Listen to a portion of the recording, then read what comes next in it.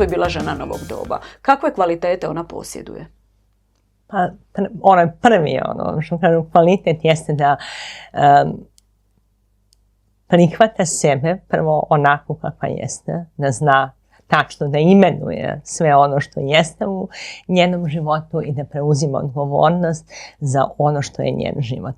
Kad kažemo njen život, znači za sve ono gdje želi da stigne u njenom životu, ona mora preuzeti. Jer mi bi, što kažu, da nam dođe, da nam neko da, pomogne, da. Mislim, može i pomoći, ali opet je na nama, kako ćemo mi uzeti to. Da, ali definitivno moramo mi stvoriti neke strategije da dođemo i što kažu, svaka patnja širi naš sve ono što smo propatili u životu nije to nešto ništa, ona nam širi znači ona nam otvara kapacitet u stvari da mi možemo da napokon izađemo iz tih malih naših, ne znam... kockica u kojoj smo se smjestili, da. Malih životića. Da, i da izađemo i da stvarno taj strah nekako prevaziđemo. To je nešto što moramo polako shvatiti, da nekako biramo između straha i ljubavi uvek. I to nije, da kažemo, nešto što je sad stvarno uvek u svakom trenutku možemo da znamo gdje smo, na kojoj smo strani. Da li je naš život, da li biramo iz ljubavi to ili iz straha. I strah nije lagan, prevazići ga, ali nekako uz taj deo vere, jačanja tog svog novog identiteta, kažem novog, znači ono koje gradimo, mi laganije idemo, donosimo neke odluke i čujemo neke stvari. Više nekako otvorimo se i da vidimo i da čujemo i da osjetimo neke stvari u našem životu i možemo nekako da svjesnije hodamo i da nekako možda od nekih stvari odustajemo u životu, ako nisu naše. Da prepoznajemo stvari na tom putu koje su naše. I ono što možda najbitnije za mene stvari jeste to da je vera jako bitna na tom putu. Svakako, vjera jednako ljubav, strah jednako je nešto tamno.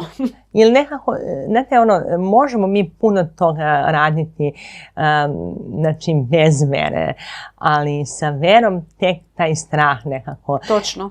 Znači, nema straha kad imaš visoku vjeru.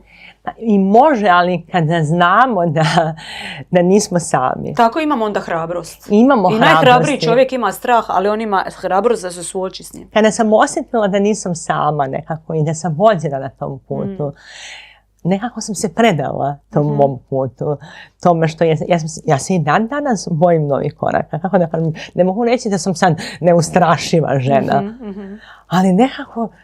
To mi je nekako odgovornost, neko mi je dao ovaj novi put, shvatate? Puno bi bila gora opcija, ona druga, da nisi niti pokušala i da si cijeli život žalila šta si mogla postići. To sam imala nekako u mom životu i taj scenarij znam kako izgleda jako dobro i ovo, ta zahvalnost u stvari što se uopšte otvorio ovaj put. Znači, ne znam kako, to je ono što mene hrabri pri svakom novom koraku koji je uvek zahtevniji, traži onako puno suočavanja u životu, ali tako dobijemo to naše samopouzdanje i našu vrednost kroz te nove korake u životu. Nekako ono što nismo dobili u našem odrastanju, mi smo odgovorni za to. Mi smo sada odrasle osobe. I mi smo odgovorni da se krećemo, pa kao malo dete. Mi u stvari, ja sam negdje, kažem, uopšte učimo korake. Znači, nije sramota, što kažu, ni u 50, ni u 60 krenuti da učiš korake. Absolutno. Da se krećeš u životu. Možda čak i najbolje vrijeme kad si malo slobodniji od odgovornosti i kad baš imaš vrijeme da se posvetiš sebi. Kao kasno je, ne. Ne, savršeno vrijeme. Znači, apsolutno nikad nije kasno, bilo koje da su godine. Strašno je ostati u nekom ličnom zatvoru, u nekom ličnom nezadovoljstvu i nekako iz onog ugla majčinstva, to mi je nekako isto tako veliki vetar u leđa, uopšte taj deo isto da sam odgovorna prema moje djeci. sa onim šta oslobodim u meni. Nekako oslobađanjem u meni stvaramo taj prostor bliskosti koji je novi za nas. Učimo neki novi život. I ja sam kao i mnoge stvari sa mojom djecom otvorila u životu.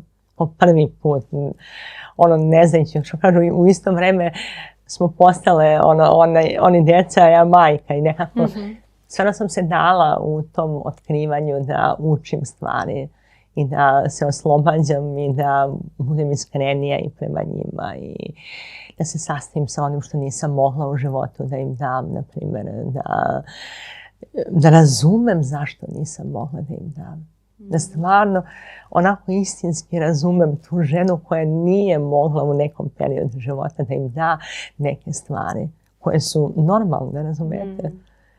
I mnoge žene pate zbog toga i ne žele čak ni da se sastave sa tim delom da nisu dale. Stalno su u nekoj krivici, u nekom pravdanju, u tom nametanju djeci da su sve dale ili ne znam šta uradila. U stvari, to je naša nemogućnost da u stvari damo ono što trebamo našoj djeci. I tu mi je nekako to vraćanje uopšte na te prvo moj odnos sa mnom, a onda naravno vratilo se i sve sjećanje, što kažu na sjećanje, normalno rad, na to ne možemo dati ono što nismo dobili.